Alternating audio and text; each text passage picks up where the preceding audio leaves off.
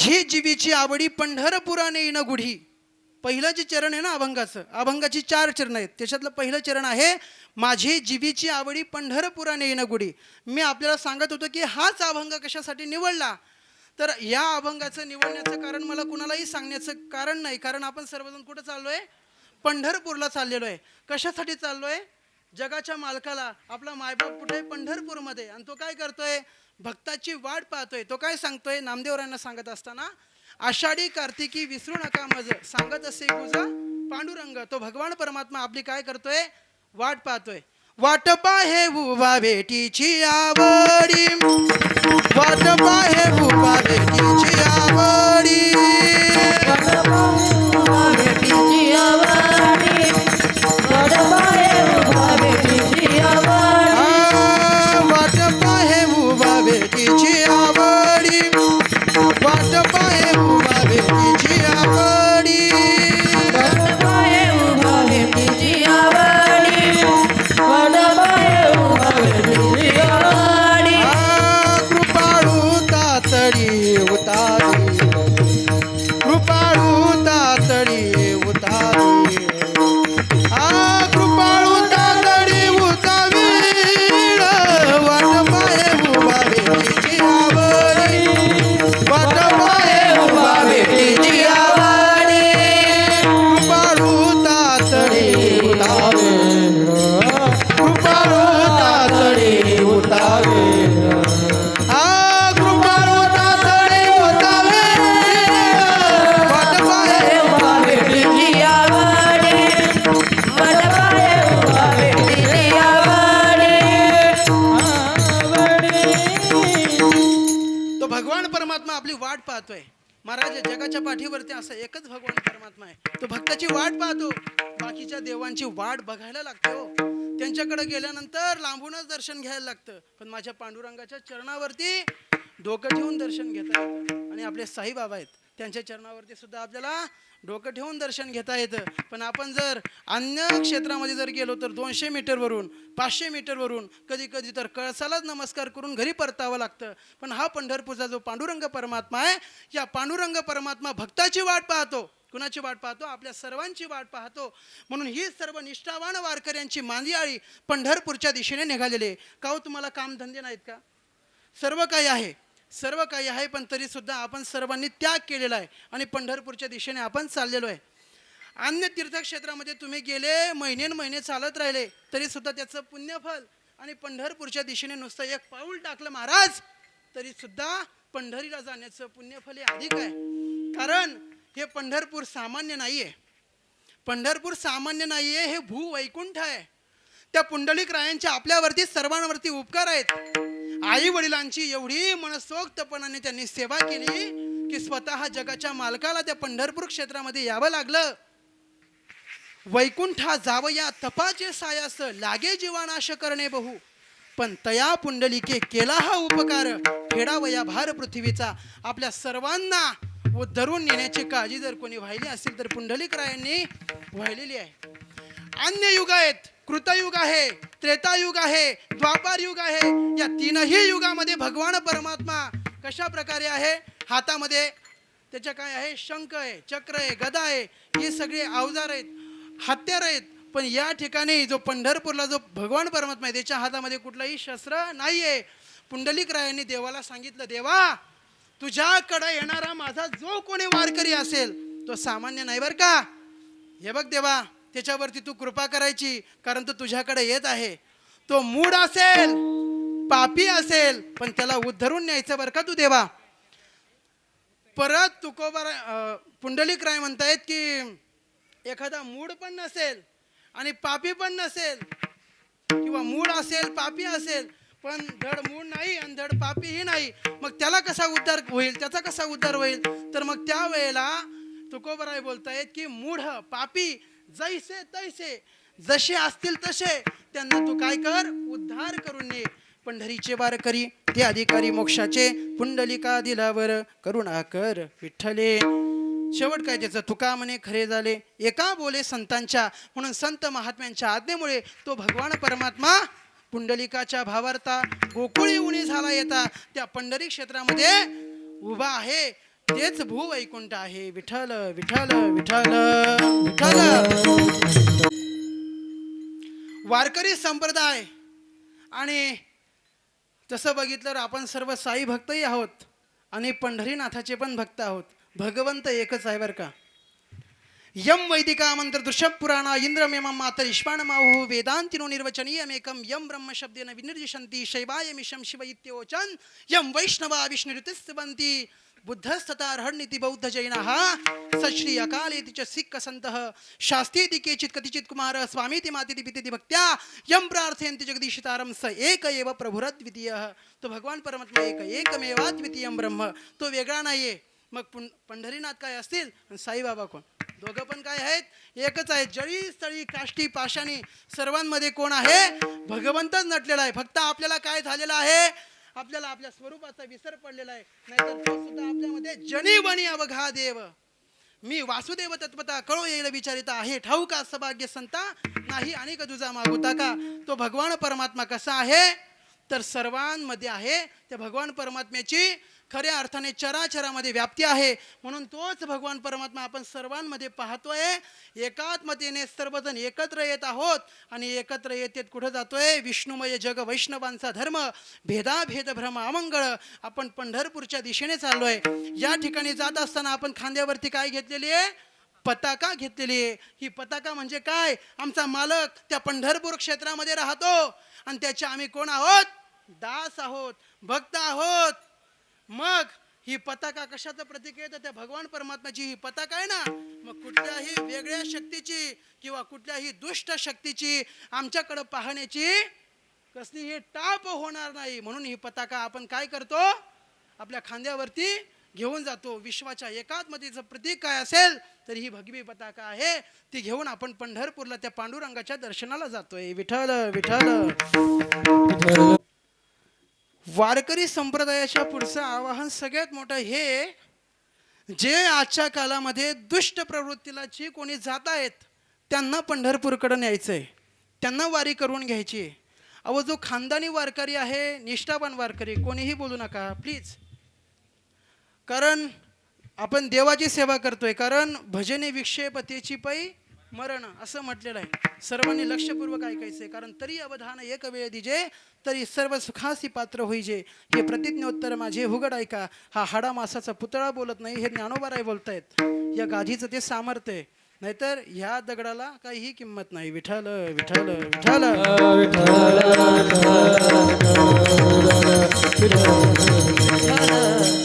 जो निष्ठावान वारकरी आहे, खानदानी वारकरी आहे, तो पंढरपूरला जाणारच आहे. पण वारकरी संप्रदायाच्या पुढचं जर आवाहन कुठलं असेल तर जो कोणी वाम मार्गाला लागलेला आहे त्याला आपण सन्मार्गाला लावलं पाहिजे. जे खळांची व्यंकटी सांडो तया सत्कर्मी रती वाढो भूता परस्परे पडो मैत्र जीवांचे. हे ज्ञानोबारांनी पण बसायदानामध्ये आपल्याला सर्वांना सांगितलेलं आहे. म्हणून आजच्या काळामध्ये जर आव्हान कुठलं असेल तर वाम मार्गाला जात असलेली पिढी आपल्याला सन्मार्गाकडे न्यायची. तुम्ही म्हणाल मग आम्ही सर्वजण चांगले आहेत, मग आम्ही जायचं नाही का पंढरपूरकडं? गेलंच पाहिजे. कारण ही आवृत्ती आहे. याला सुजळणी म्हणतात, याला त्रिविजन म्हणतात. आपण पंढरपूरला जायचंय, पुन्हा पुन्हा जायचंय, त्या पांडुरंगाची वारी करायची आहे. महाराज काही काही एवढी निष्ठावान वारकरी असतात, पंढरपूरची वारी चुकू देत नाहीत, आळंदीची वारी चुकू देत नाहीत. धाराशिवमधलं एक उदाहरण सांगतो म्हणजे आपल्या लक्षात येईल बघा. एक निष्ठावान वारकरी होते. पंढरपूरला जाण्याचा त्यांचा नेहमीचा नियम होता.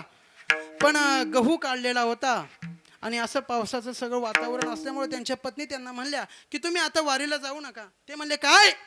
देह जाऊ अथवा राहो पांडुरंगी दृढ भावो चरण न सोडी सर्वथा आण तुझी पंढरीनाथा. त्या पंढरीनाथाची आम्ही आण घेतलेली आहे. देह गेला तर जाओ पण आम्ही तुझे चरण सोडणार नाही. त्या भगवान परमात्म्याला आम्ही भेटायला जाणार. कारण तो आमची काय करतोय? वाट पाहतोय. तुझा विसरण व्हावा गुण गायीन आवडी हेची माझी सर्व जोडी. आम्ही पंढरपूरला जाणारच आहेत असं त्यांनी सांगितलं. पण पत्नी ऐकत नाही. ती म्हणते तुम्ही काहीही करा पण एवढा गहू काढूनच जा, त्याच्याशिवाय तुम्हाला जाता येणार नाही. हे विचार करतायत. आज कुठली तिथी आहे? ते म्हणले नवमी तिथी आहे. आज नवमी तिथी आहे.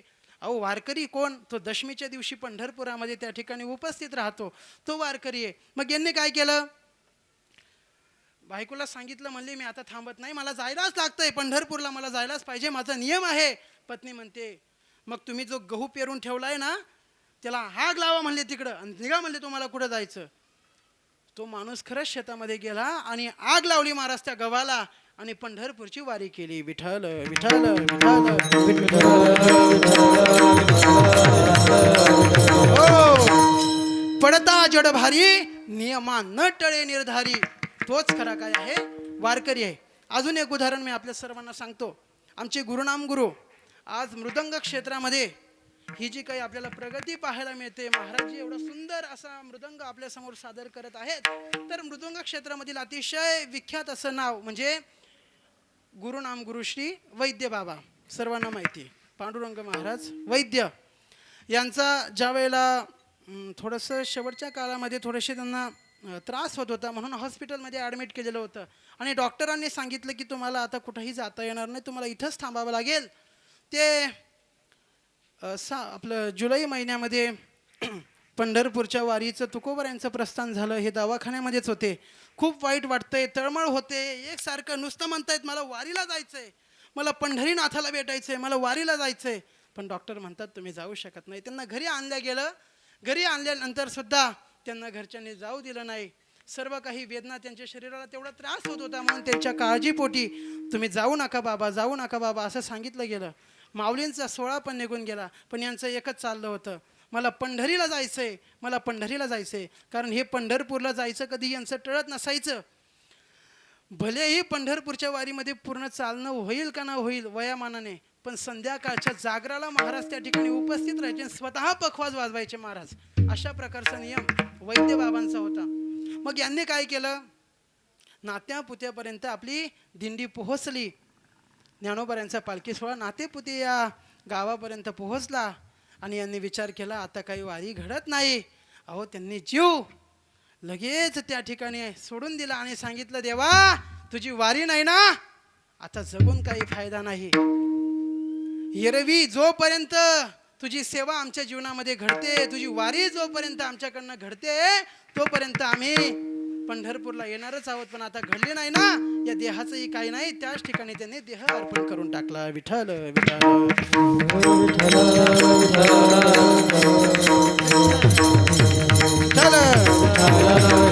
हो, अजून एक उदाहरण मी तुम्हाला सांगतो.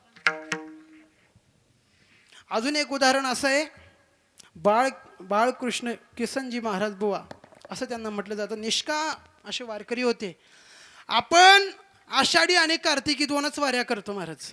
त्या पण रेंगळत करतो. माझ्यासारखं कुठं येतो कुठं जातो अशा प्रकारची करतो. पण त्यांची निष्ठा एवढी होती की ते दर महिन्याची वारी करायचे. कशी करायचे, दर महिन्याची वारी. म्हणजे द्वादशीला आळंदीवरून निघायचं आणि पुन्हा दशमीला कुठं पोहोचायचंय, पंढरपूरमध्ये राहायचंय. एकादशीच्या दिवशी पंढरपूर क्षेत्रामध्ये स्नान वगैरे सर्व काही करायचंय, प्रदक्षिणा करायची.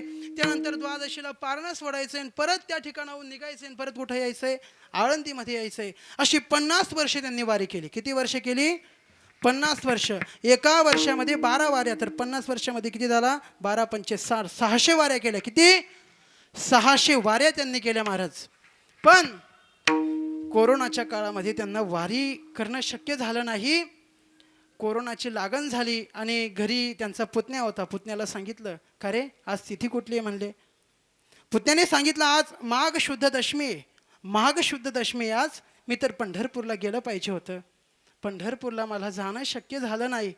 एक काम कर ना, माझी देहाची सामुग्री तर आता ठिकाणावरती नाही, पण तू एखादी गाडी बघ, वाटेल तेवढा खर्च होऊ दे, काय व्हायचं ते होऊ दे, पण आपण पंढरपूरला चल ना. त्या पंढरीनाथाला मला भेटायचंय, त्या पंढरीनाथाच्या नगराला मला प्रदक्षिणा करायची आहे, चंद्रभागेमध्ये मला स्नान करायचंय. पुतण्या म्हणतो बाबा काळजी करू नका, मी आत्ता जाऊन येतो, गाडी घेऊन येतो आणि आपण पंढरपूर क्षेत्रामध्ये जाऊयात. हे बाहेर गेले. बाहेर गेल्यानंतर बराच वेळ आलेच नाही. त्यांना माहिती आहे कोरोनाचा काळ आहे, सगळीकडे लॉकडाऊनचा हा पिरियड आहे आणि सगळीकडे संचारबंदी लागू झालेली आहे. कुठंही पोलीस बंदोबस्त अतिशय तैनात आहे, त्यामुळे आपण जाऊ शकत नाही. बाबांना आपण काहीतरी उत्तर देऊन टाकू. ते टाळाटाळ करू लागले. ते शेतात निघून गेले.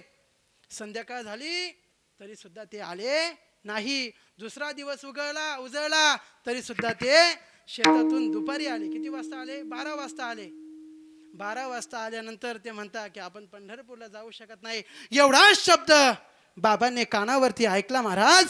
पताका घेतली आणि त्या पताक्यावरती डोकं ठेवलं आणि ढसा ढसा ढसा ढसा रडू लागले महाराज. आणि रडता रडता ज्ञानोबा तुकाराम असं म्हटले आणि स्वतःचा प्राण अर्पण करून टाकला. विठ्ठल विठ्ठल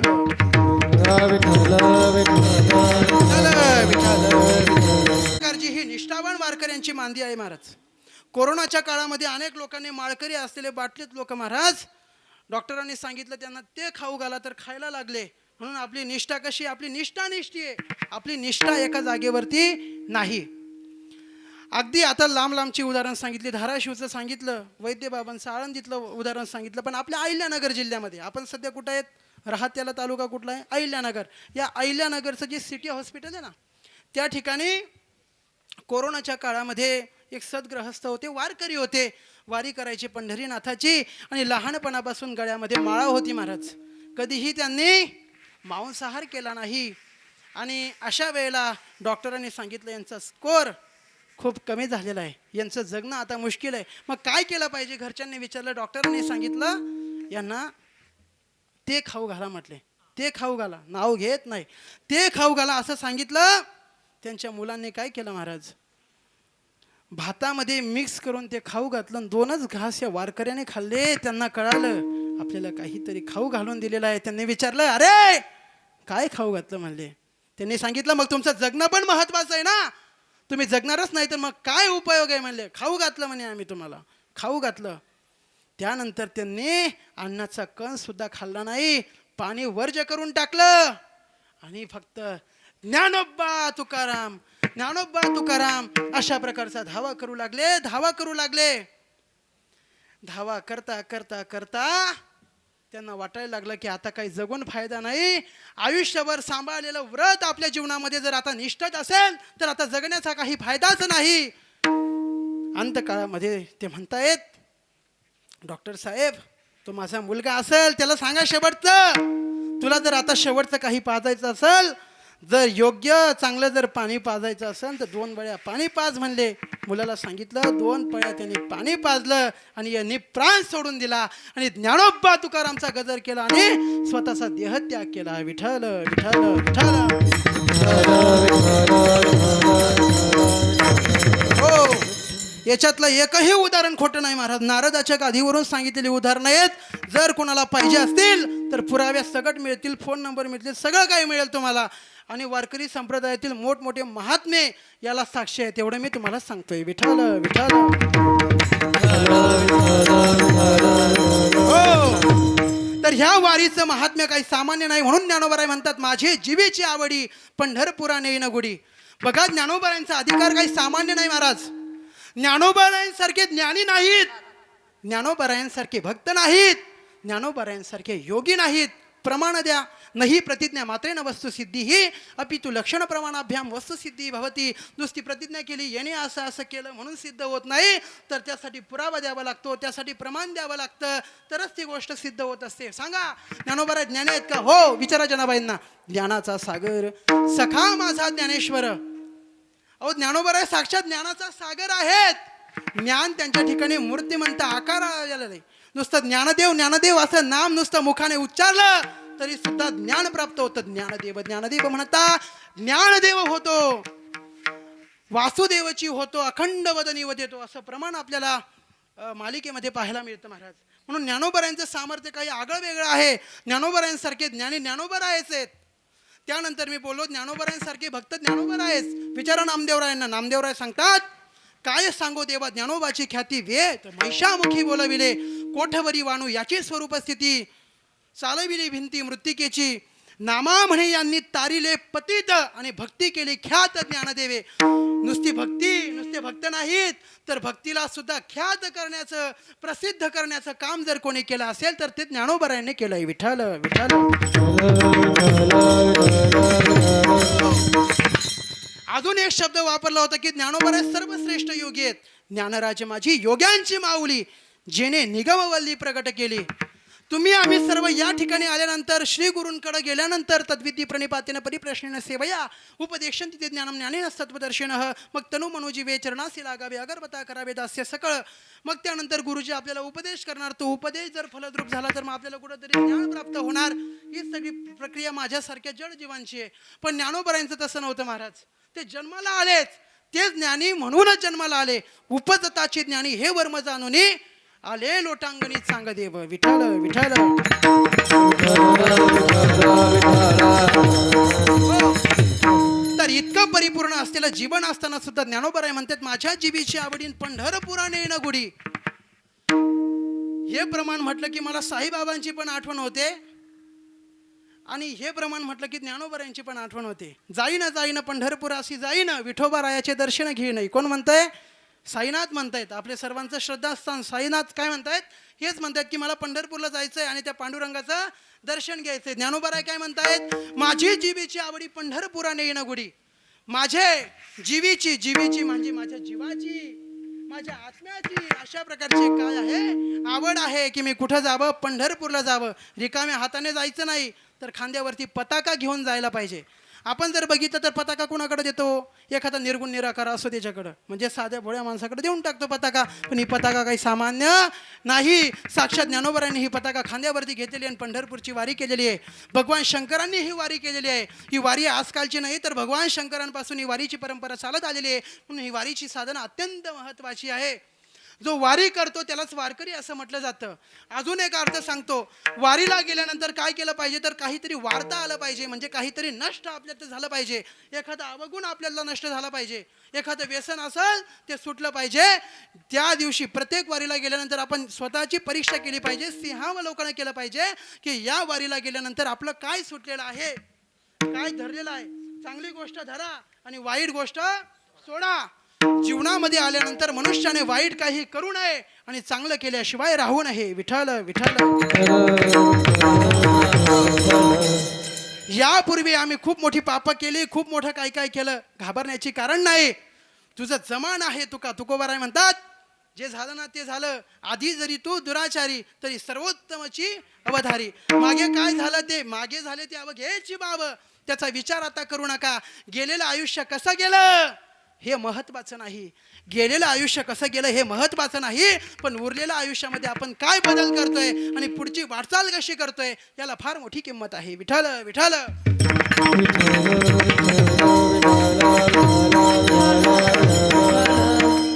ज्ञानोबराय म्हणतायत. मग आता ज्ञानोबरायांच्या ठिकाणी आवड निर्माण होणं म्हणजे ही अपूर्णता आहे.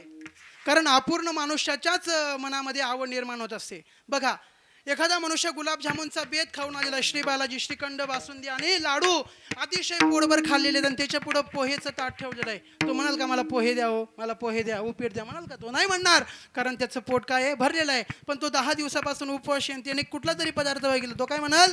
मला खायला द्या, मला खायला द्या. मग ज्ञानोबरायच्या अर्थाने म्हणतात की मला अशी आवड होती. म्हणजे त्यांचं जीवन पूर्ण की अपूर्ण?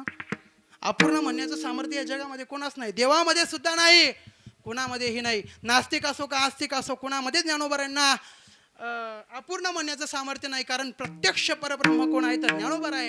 पूर्णतेचं पूर्ण बिंब जर कोणी असेल तर ज्ञानोबराय आहे. तुका म्हणे येथे नाही भिन्न भाव भक्त तोची देव देव भक्त. इतकं परिपूर्ण महाराजांचं जीवन आहे. मग ही आवड नेमकी कशामुळे होते? या मृत्यू लोकामध्ये जर राहायचं असेल कुठली तरी आवड आपल्याला ठेवावी लागते. ज्ञानोबरायांनी ज्ञानेश्वरी, चांगदेव 65, अमृतानुभव, त्यानंतर हरिपाठ हे ग्रंथ निर्माण केले. आणि ज्ञानोबरायांना वाटायला लागलं की आता आपलं पूर्ण काम झालेलं आहे. शाणी माणसं काम झाल्यावरती थांबत नाहीत, त्या ठिकाणाहून लगेच निघून जातात. ज्ञानोबराय म्हणतात आता माझं कार्य संपलेलं आहे. जे काही करायचं होतं ते करून झालं.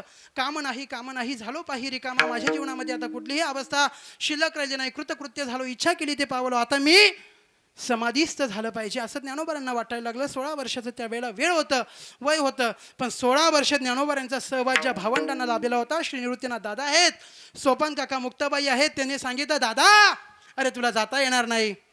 ज्या वेळेला आई वडील आम्हाला सोडून गेले, आपल्याला सोडून गेले, त्यावेळेला तू आम्हाला आधार देण्याचं काम केलंय दादा, तू असं सोडून जाऊ नको. म्हणून त्यांच्या विनंतीला मान देऊन प्रत्येकाची 2-2 वर्ष वाढवून घेतली ज्ञानोबरायांनी. आणि 21व्या वर्षी महाराज काय झाले? समाधीस्थ झालेत.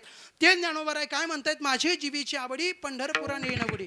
मी हे सांगतोय की या मृत्यू लोकामध्ये राहायचं असेल तर मुक्त असो किंवा जीव असो, कोणी जरी असलं तरी सुद्धा त्याला आवड शिल्लक ठेवावी लागते. मनामध्ये भाव नसतो, अकर्तेपणा असतो, सगळं काही करताना दिसतो पण त्याच्यामध्ये तो लिप्त होत नाही. पद्मपत्र मीमां भसा असं जसं गीतेमधलं वचन आहे, सगळं काही करतो पण काहीच करत नाही. अशा प्रकारची ही भूमिका आहे. त्या भूमिकेवरती हे संत महात्मे आरूढ झालेले असतात. बघा रामकृष्ण परमहंसजी महाराज किती मोठे महात्मे होते. स्वामी विवेकानंदांसारखा दिव्य हिरा, या पृथ्वीचं मोल थोकडं पडेल एवढा मोठा हिरा त्यांनी या समाजाला, या देशाला, या विश्वाला दिला. अशी रामकृष्ण परमहंसजी होते. पण त्यांनीही एक आवड शिल्लक ठेवलेली होती. त्यांना आवडायचे काय? भजे. अगदी प्रवचन झालं की महाराज कुठं जायचे तर भजे खाण्यासाठी जायचे. का त्यांना भजे भेटत नव्हते का हो? अहो पण आवड ठेवलेली होती. या ठिकाणी राहायचं म्हणल्यावरती आवड ठेवावी लागते. बरोबर आहे का नाही बाबा? आवड ठेवावी लागते. आवड ठेवल्याशिवाय या मृत्यू लोकामध्ये राहावतच नाही. पण ज्ञानोबरांची जी आवड आहे ती सामान्य भूमिकेतली आवड नाही, तर ती ज्ञानोत्तर प्रेमलक्षणा भक्तीतली आवड आहे. ज्ञानोबराय मुक्त आहेत, मोक्ष त्यांच्याजवळ आहे, ते मोक्षरूप आहेत. किंबहुना ते जेव्हा सांगतील तिथं मोक्ष जातो.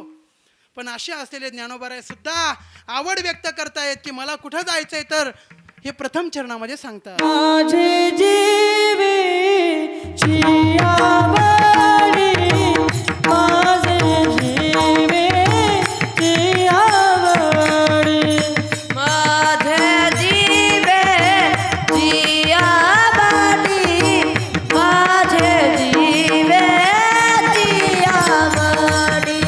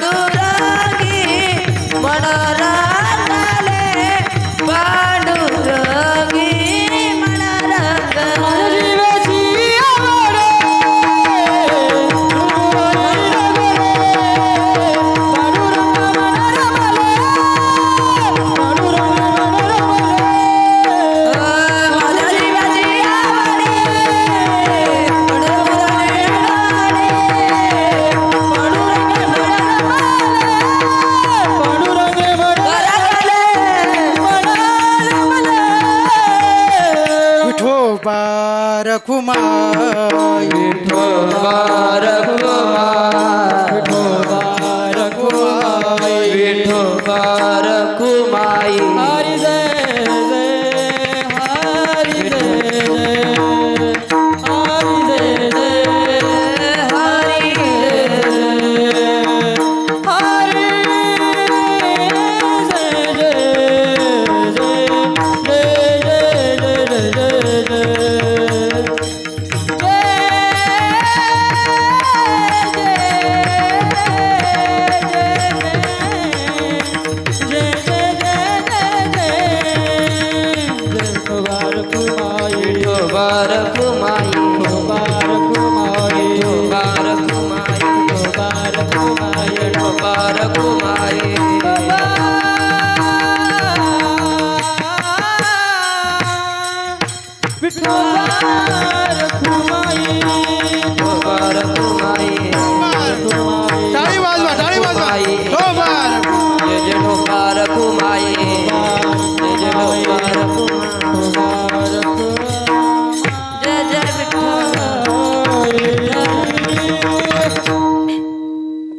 एका चरणाचा भाव आपण थोडक्यात बघण्याचा प्रयत्न केलाय. उरलेले 3 चरण आहेत. 15 मिनिटांमध्ये तिघही चरणांचा भाव आपल्याला उरकायचा आहे. कशा प्रकारे आता बघा, पहिल्या चरणामध्ये सांगितलं माझे जीवीची आवडी पंढरपुरा नेण गुढी पांडुरंगी मन रंगले गोविंदाची गुणी वेधले. दुसरं चरण आहे पांडुरंगी मन रंगले गोविंदाची गुणी वेधले. पांडुरंगामध्ये आमचं मन रंगलेलं आहे. का रंगलेलं आहे महाराज? त्या पांडुरंगामध्ये तुमचं चित्त का जडलेलं आहे? अहो तो चित्त चोर आहे. तो गोकुळातून आलेला आहे. त्याला अनेक नाव आहे. छलिया असं म्हटलं जातं. तो भगवान परमात्मा सगळ्यांची चित्त चोरण्याचं काम करतो. चित्त चोर आहे. एकदा त्याच्याकडे जो कोणी गेला त्याला तो परत येऊ देत नाही. तो कहा पंढरीसी गेला पुन्हा जन्म नाही आला. तुम्ही घाबरण्याचं कारण नाही, कारण आपण त्याला व्यवस्थितपणे अजून बघत नाही. ज्या दिवशी खऱ्या अर्थाने बघू त्यावेळेला तो त्याच्या स्वरूपामध्ये आपल्याला घेतो, परत येऊ देत नाही. पंढरीचे भूत मोठे आल्या गेल्या झडपी वाटे तेथे जाऊ नका कोणी. तो भगवान परमात्मा खूप असा मोठा छलिया आहे. त्याच्याबद्दल काय बोलावं महाराज? महाराज म्हणतात पांडुरंगी मन रंगले गोविंदाचे गुणी वेधले. त्या पंढरीनाथाच्या गुणांमध्ये आमचं मन वेधलं गेलं आहे. वेधले वो मन तयाची गुणे क्षणभरी न विसंबे विठ्ठल रुक्मिणी. वेधले वो मन तयाची गुणे. कसा आहे तो भगवान परमात्मा? पंढरपुरीचा निळा लावण्याचा पुतळा विठो देखिला डोळा बाई ओ. विठो देखिला डोळा बाई ओ. वेधले वो मन तयाची गुणी. वेधले वो मन तयाची गुणी. त्या भगवान परमात्म्यासाठी आम्ही आमचा सगळा संसार सोडून दिला. त्याच्या गुणांमध्ये आम्ही रंगून गेलो. त्या भगवान परमात्माचा एखादा गुण नाही महाराज, अनंत गुण.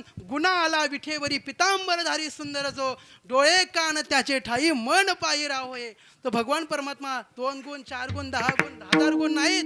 त्याच्याकडे असंख्य गुण आहेत. एका गुणावरती तो थांबत नाही. तरी सुद्धा ज्ञानोबरायांनी 6 गुणांचं वर्णन ज्ञानेश्वरीमध्ये केलंय. ऐका. यशश्री अवदार्य ज्ञान वैराग्य ऐश्वर्य हे 6 गुणवर्य वसती जेत. म्हणून तो भगवंतो त्या भगवान परमात्म्याकडे यश आहे. यश म्हणजे काय?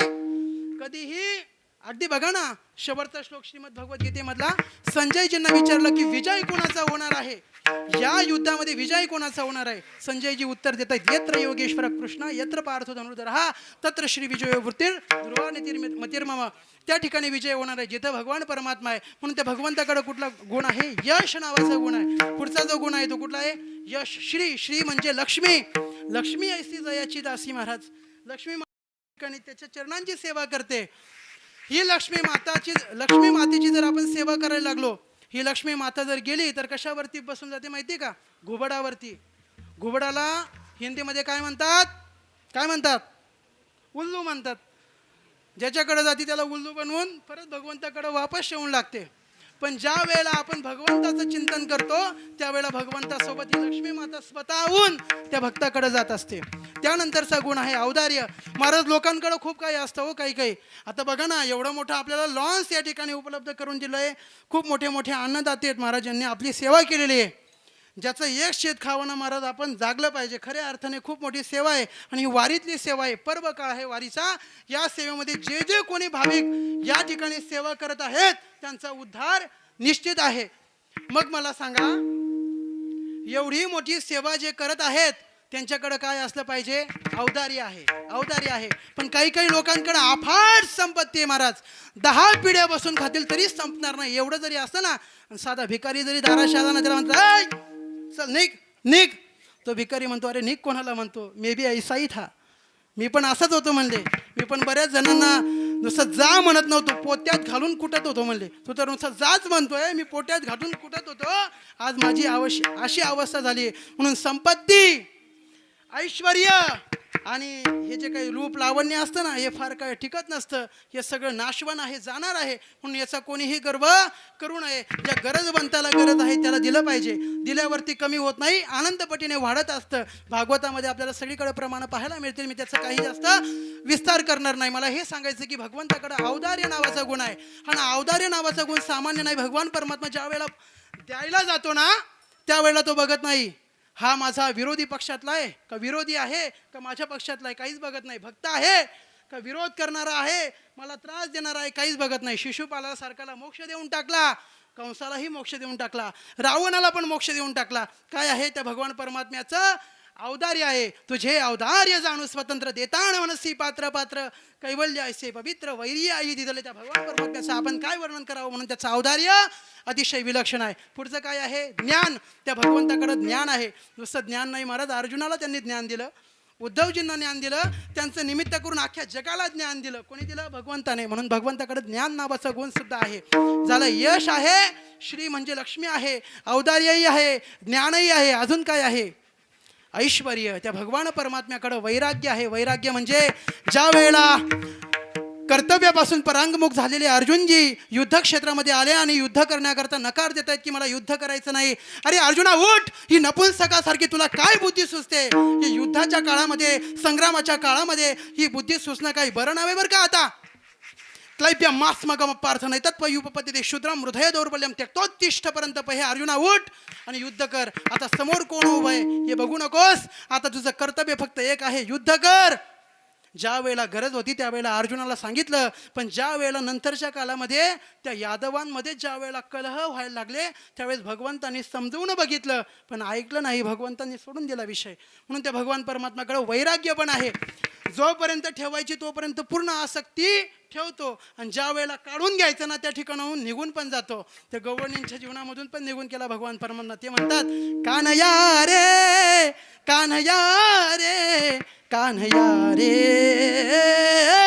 जग जेठी देई भेटी एक वेळ, देई भेटी एक वेळ, देई भेटी एक वेळ. कान्हया रे कान्हया रे कान्हया रे, जग जेठी काय मोकलिले बनी सावजांनी वेडिले. तुका म्हणे एवढ्या वेगी अंतरला, तुका म्हणे पाहिले मागे एवढ्या वेगी अंतरला तो भगवान परमात्मा तिथून निघून सुद्धा जातं. म्हणून त्याच्याकडे वैराग्य सुद्धा आहे आणि ऐश्वर्य सुद्धा आहे. इतकं मोठं ऐश्वर्य आहे की वाळवंटापासून महाद्वारापर्यंत, वाळवंटापासून महाद्वारापर्यंत सुरवरांची दाटी उभे जोडून हात, सगळी सुरवर देवता मुनिगण त्या भगवंताच्या राऊळाच्या बाहेर हात जोडून उभे आहेत. हे भगवंताचं ऐश्वर्य आहे. एवढीच सगळी गुण त्या भगवान परमात्माकडे आहेत. एवढीच आहेत असं नाही, असंख्य गुण आहेत, असंख्य नाम आहेत. विष्णू सहस्रनामध्ये सहस्रनाम त्या भगवान परमात्म्याचे आहेत. अनेक अनेक प्रकारचं त्याचं गुण आहे, नाम आहे. हे सगळं मी ऐकलं आणि त्या भगवान परमात्म्याने माझं चित्त हरण करून घेतलं.